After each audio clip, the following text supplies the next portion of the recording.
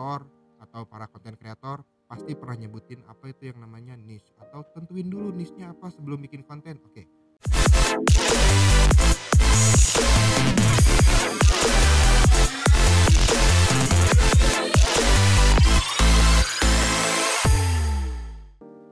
Oke, masih di cerita kamar cowok. Hari ini saya sendirian karena yang satu lagi skripsi.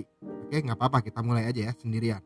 Oke, di part 5 kita bakal bahas apa yang disebut dengan niche market. Nah, kamu udah sering dengar kan? Niche market itu semua mentor atau para konten kreator pasti pernah nyebutin apa itu yang namanya niche, atau tentuin dulu niche-nya apa sebelum bikin konten. Oke.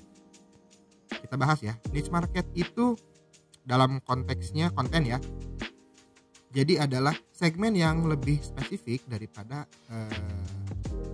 segmen yang umum. Contoh, misalnya ada konten otomotif. Nah, niche marketnya dari otomotif bisa jadi modifikasi. Nah, itu namanya niche market. Jadi satu produk atau satu konten yang terdapat di dalam konten yang besar. Konten kita itu lebih menonjol. Kenapa lebih menonjol? Karena ya dalam otomotif misalnya, dalam otomotif itu kan luas banget tuh otomotif. Tapi kita cuma bahas satu, yaitu modifikasi. Dengan begitu, berarti kan peluang kita untuk ditemukan sama orang atau konten kita itu, peluang konten kita untuk ditemukan sama orang itu lebih cepat. Ya kan? Karena ya kita cuma bahas topik-topik tertentu, nggak ngebahas secara umum.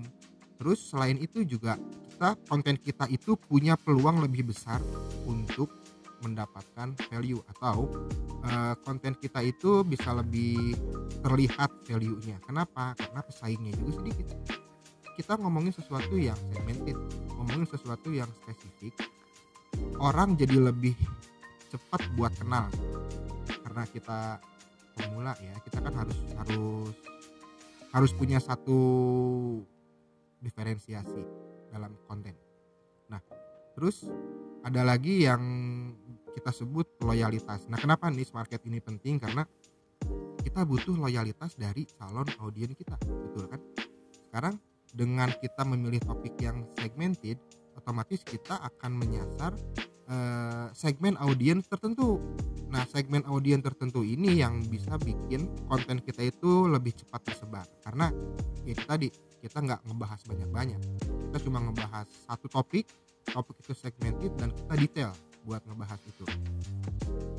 Selain itu juga setelah ya otomatis ya, kalau semua kayak loyalitas, terus kita lebih menonjol, kita lebih punya value, tentunya dengan pemilihan niche market yang tepat, kita jadi mempunyai kompetitor yang sedikit.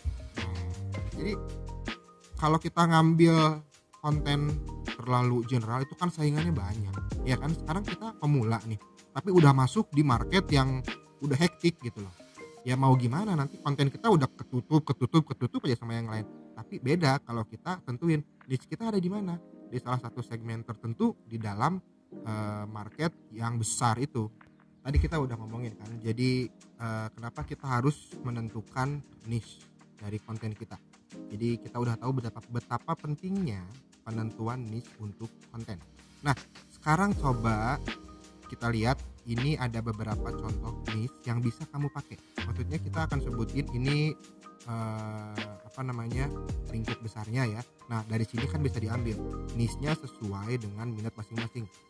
Kita bisa ambil dari bidang finansial, dari bidang teknologi, dari bidang kuliner, sudah jelas ya kan. Terus dari travel, karena sekarang banyak kan travel blogger itu berkeliaran di mana-mana kan. Terus juga kesehatan, karena sekarang para dokter itu banyak yang jadi konten kreator.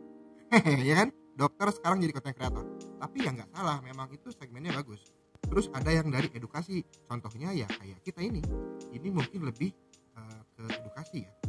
Lalu ada juga kecantikan, itu yang konten kreatornya pada cantik-cantik. Nah, tapi kan biasanya kalau kita perhatiin, kecantikan juga nggak umum, dia pasti menitik beratkan antara ada yang di make up, ada yang di istilahnya ya kayak beauty klinik seperti itulah. Itu kan beda tuh, ada yang make up, ada yang beauty klinik, ada juga yang berbicara tentang parenting parenting itu luas, makanya kita harus bikin segmented gitu kan. Dan game online, nah ini udah paling banyak ini. Nah, game online sekarang siapa yang nggak bikin konten tentang game? Semua bikin, tapi gamenya beda-beda. Nah, per game itu yang kita sebut niche ya. Kalau game online kan luas, semua juga game yang dimainin di online ya game online. Tapi kan ada berbagai macam judulnya. Nah, yang terakhir tadi otomotif. Ini adalah salah satu topik yang ada di seluruh dunia, pasti ada yang ngebahas otomotif. Nah, kalau kita nggak punya niche, bayangin itu pesaing kita ada berapa juta, ya kan? Kita udah awal nih, baru awal mau bikin konten, terus terjun di otomotif misalnya, tapi kita ngambil yang umum, wah gimana? Nah, makanya kita perlu niche itu ya untuk mempermudah kita juga. Oke, kalau misalnya kamu ada yang mau ditanyain, kalau misalnya ada yang mau menambahkan atau apapun, silahkan di komen ya. Di subscribe dulu jangan lupa, karena subscribe-nya kalian itu bikin saya dan Agung yang lagi nggak ada ini itu makin semangat buat bukan ngajarin ya, tapi buat sharing. Kita sharing bareng, kita bahas bareng apa yang memang penting untuk seorang konten kreator, khususnya konten kreator pemula. Oke, jangan lupa di subscribe. Kita ketemu di episode berikutnya, berarti part 6. Part 6 masih tentang niche ya. Nanti kita coba bahas tentang strateginya. Oke, sampai sini aja guys. Oh.